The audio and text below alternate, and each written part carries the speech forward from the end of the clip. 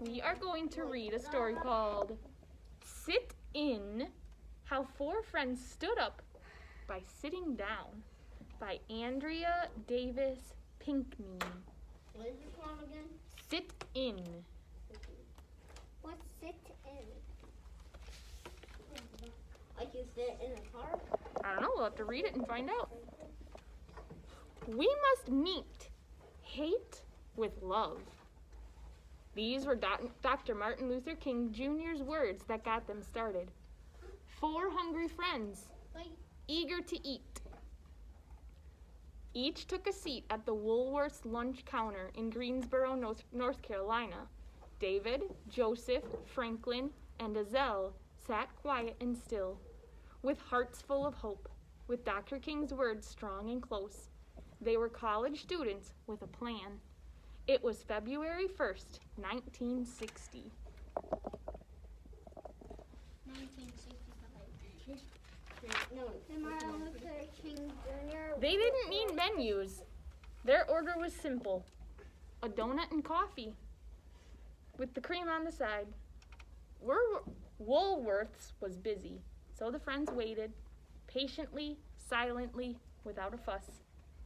They were the only black kids at the counter. David, Joseph, Franklin, and Azelle sat while everyone else got served. At first, they were treated like the hole in the donut, invisible. Others tried to ignore them. The waitress watched and refused them. This was a sign of the times. Whites only. It's not fair. Nope.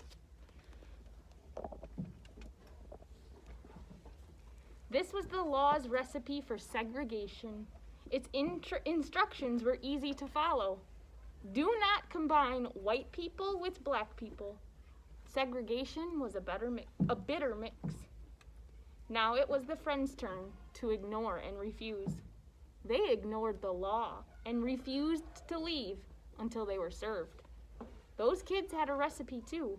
A new brew called Oh my goodness, Mrs. Koenig is struggling. Integration. It was just as simple. Combine white and black to make sweet justice.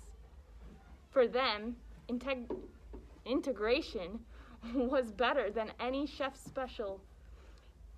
Integration was finer than homemade cake. Integration was a recipe that would take time.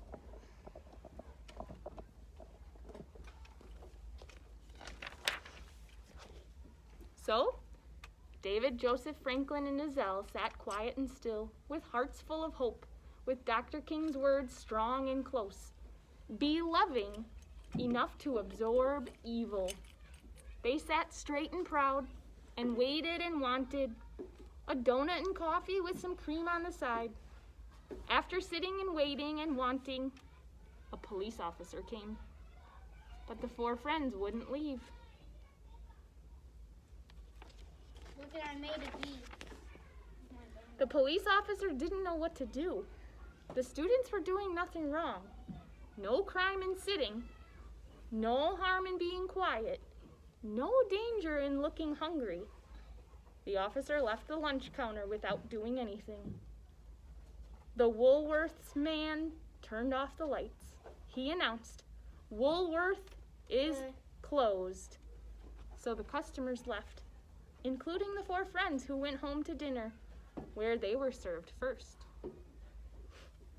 Wait, so the black people can't eat? Back then, they couldn't eat at a white people's restaurant. News had already spread about the sit-in. David, Joseph, Franklin, and Azelle got their names in the paper. The next day, February 2nd, more students showed up at the lunch counter, sitting still for what was right. No reservations needed at Woolworth's. The students seated themselves. They were dressed in their best clothes. They were polite and determined.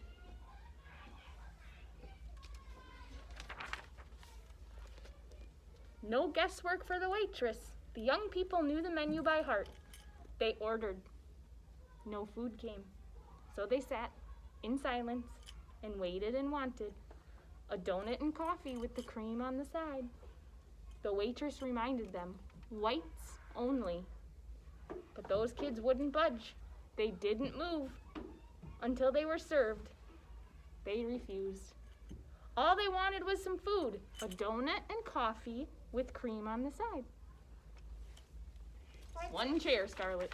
Why did they go to a black restaurant? Well, do you think they should have to go to a restaurant just because it's for black people only? No. No. Not like that anymore. No. To pass the time, the students read their school books. They wrote in their journals. They finished their homework. They didn't need to read the menu, so they studied for tomorrow's test.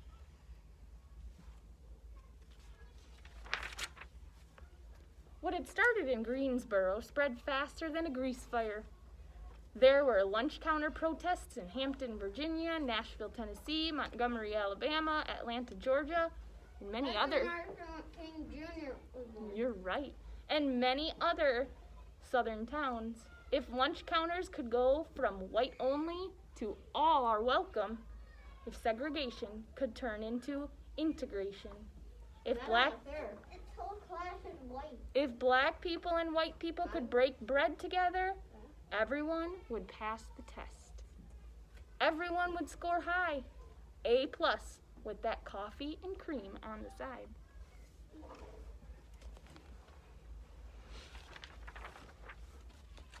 But many folks were not motivated to make that grade. As the sit-ins grew, angry people gave the students a big dose of hatred. They served up hot and heaping, coffee poured down their backs, milkshakes flung in their faces, pepper thrown in their eyes, ketchup not on the fries, but dumped on their heads. They yelled at the students, "We don't serve your kind! Go home! Goodbye!" The students wanted to lash out, but they couldn't. They wanted to strike back, but they didn't. Sitting still was so hard. Practicing peace while others showed hatred was tougher than any school test.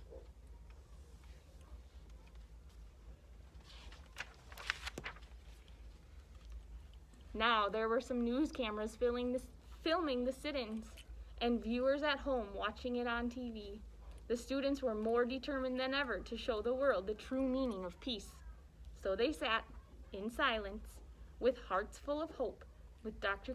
King's dream true and close. These were the words that kept them going. We must meet violence with nonviolence. Can I get a different chair? The students sat proud and still and waited and wanted a donut with coffee with cream on the side. Soon the sit-ins grew bigger and wider. White students joined their black friends to protest the unfair treatment by restaurant owners who would not serve the food to black people. They also opposed segregated libraries, buses, parks, and pools.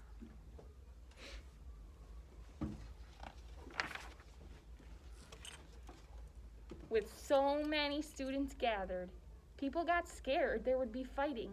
They were afraid of all those youngsters grouped together for a cause. Even though the students were committed to peace, the police now took action. They accused the students of loafing. They arrested them. They took them to jail. The students didn't resist. They didn't fight. Instead, they sang freedom songs to keep the peace. They held Dr. King's words steady and close. Demonstrate calm dignity. What is happening? Show them that you're calm and peaceful. Soon, folks were so busy arguing about who was right and who was wrong that they stopped going to Woodworth's and other segregated places. Some shops were forced to integrate to keep their businesses alive, but the struggle was far from over. In April, an activist named Ella Baker organized a student leadership conference at Shaw University in North Carolina to help the young demonstrators. With Ella, the students formed the Student Nonviolent Coordinating Committee. Inspired by Dr. King, they came up with powerful words on their own. These are the words that became their slogan: "We are all leaders."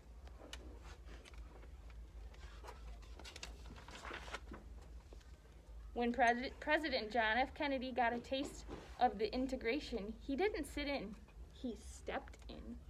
On June 11th, 1963, this is 3 years after the first sit-in, the president went on TV. He urged Americans to treat each other fairly. He then told Congress to take action against segregation. This became the Civil Rights Act of 1964.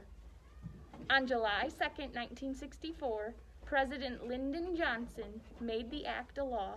It banned segregation in public places. The hard work and courage of those brave students paid off. They had taken a bite out of segregation. Now it was time to savor equality. Now they were ready for a big sip of freedom.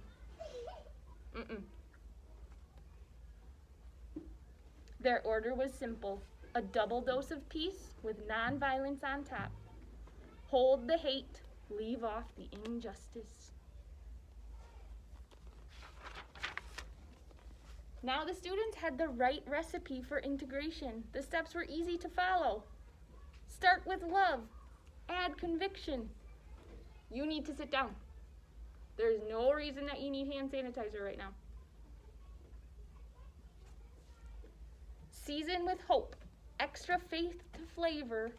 Mix black people with white people. Let unity stand. Fold in change. Sprinkle with dignity. Bake until golden. Serve immediately. Makes enough for all.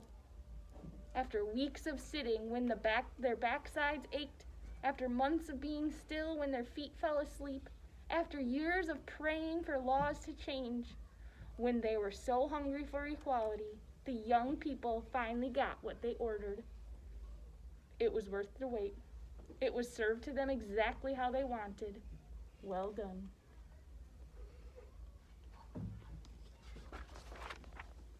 And oh, integration sure tasted good. Those courageous young people enjoyed every bit. They came back to Woolworth's for seconds and thirds and for many helpings after that. When the sit-ins were all done, the students left a big tip. A donut and coffee with cream on the side is not about food, it's about pride. These were the words that filled them up. I didn't see the tape. That's it. There's a big timeline. Here's the civil rights timeline. Kind of like what we just talked about.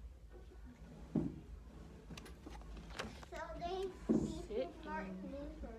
They what? They speak with Martin. They speak it, but you don't see him.